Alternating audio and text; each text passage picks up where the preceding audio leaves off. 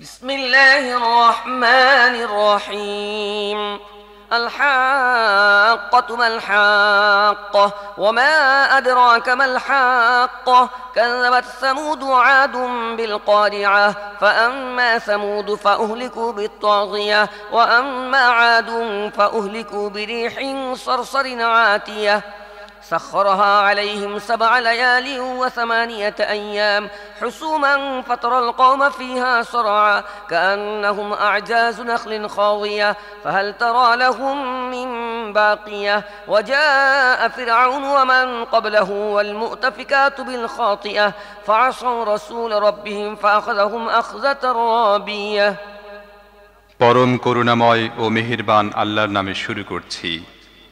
অবশ্যম্ভাবী ঘটনাটি কি? সে অবশ্যম্ভাবী ঘটনাটি তুমি কি জানো? সে অবশ্যম্ভাবী ঘটনাটি কি?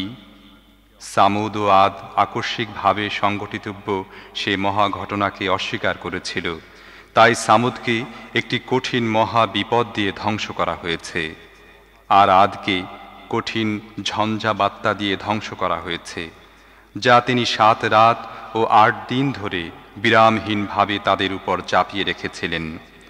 তুমি সেখানে থাকলে দেখতে পেতে তারা ভুলণ্ঠিত হয়ে পড়ে আছে যেন খেজুরের পুরনো কাণ্ড।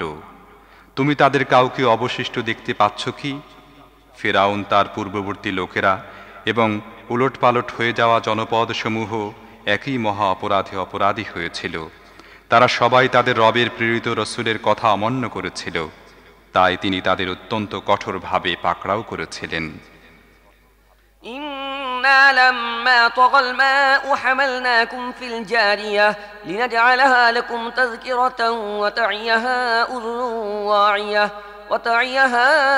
أذن واعية فإذا نفخ في الصور نفخة واحدة وحملت الأرض والجبال فدكتا دكة واحدة فيومئذ وقعت الواقعة وانشقت السماء فهي يومئذ واهية والملك على أرجائها ويحمل عرش ربك فوقهم يومئذ 8 يومئذ تعرضون لا تخفى منكم خافية যে সময় পানির তুফান সীমা অতিক্রম করল, তখন আমি তোমাদেরকে জাহাজে সওয়ার করিয়েছিলাম, যাতে এ ঘটনাকে আমি তোমাদের জন্য একটি শিক্ষণীয় স্মৃতি বানিয়ে দেই, যেন স্মরণকারী কান তা সংরক্ষণ করে। অতঃপর যে সময় সিংহায় ফুৎকার দেয়া হবে, একটি মাত্র ফুৎকার, আর পাহাড় সহ পৃথিবীকে উঠিয়ে একটি আঘাতেই চূর্ণ বিচূর্ণ করে দেয়া হবে, সেদিন সে মহা ঘটনা সংঘটিত হয়ে যাবে।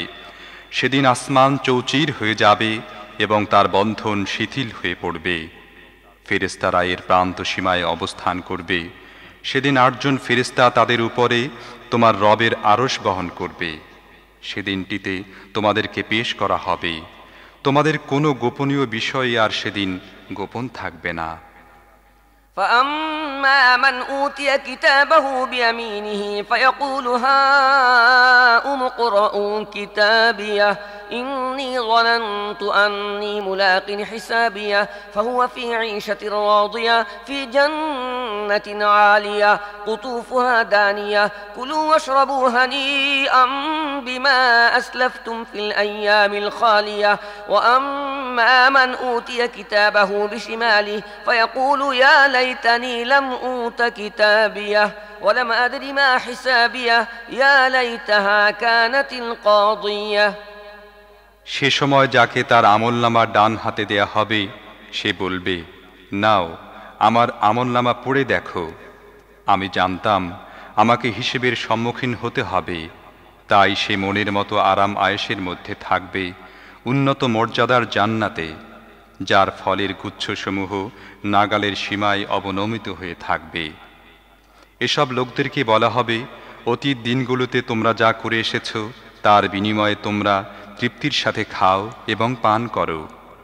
আর যার আমলনামা তার বাঁ হাতে দেয়া হবে, সে বলবে, হায়, আমার আমলনামা যদি আমাকে আদৌ দেয়া না হতো এবং আমার হিসেব যদি আমি আদৌ না জানতাম, তাহলে কতই না ভালো হতো। হায়, আমার সেই মৃত্যুই যদি চূড়ান্ত হতো। ما أغنى عني ماليه هلك عني سلطانيه خذوه فغلوه ثم الجحيم صلوه ثم في سلسلة ذرعها 70 ذراعا فاسلكوه إنه كان لا يؤمن بالله العظيم ولا يحض على طعام المسكين فليس له اليوم هاهنا حميم ولا طعام إلا من غسلين لا يأكله إلا الخاطئون আজ আমার অর্থ সম্পদ কোনো কাজে আসলো না, আমার সব ক্ষমতা ও প্রতিপত্তি বিনাশপ্রাপ্ত হয়েছে। আদেশ দেয়া হবে, পাকড়াও করো ওকে, আর ওর গলায় বেড়ি পরিয়ে দাও, তারপর জাহান্নামে নিক্ষেপ করো এবং 70 হাত লম্বা শিকল দিয়ে বেঁধে ফেলো। সে মহান আল্লাহর প্রতি ঈমান পোষণ করত না এবং দুস্থ মানুষকে খাদ্য দিতে উৎসাহিত করত না। তাই আজকে এখানে তার সমবেথী কোনো বন্ধু নেই, আর কোনো খাদ্যও নেই ক্ষত নিঃসৃত পুজ রক্ত ছাড়া, যা পাপীরা ছাড়া আর কেউ খাবে না। فلا أقسم بما تبصرون وما لا تبصرون إنه لقول رسول كريم وما هو بقول شاعر قليلا ما تؤمنون ولا بقول كاهن قليلا ما تذكرون تنزيل من رب العالمين অতএব তা নয়, আমি শপথ করছি ওই সব জিনিসেরও যা তোমরা দেখতে পাও এবং ওই সব জিনিসেরও যা তোমরা দেখতে পাও না। এটা একজন সম্মানিত রসুলের বাণী, কোনো কবির কাব্য নয়। তোমরা খুব কমই ঈমান পোষণ করে থাকো, আর এটা কোনো গণকের গণনাও নয়। তোমরা খুব কমই চিন্তা ভাবনা করে থাকো। এ বাণী বিশ্বজাহানের রবের পক্ষ থেকে নাজিলকৃত।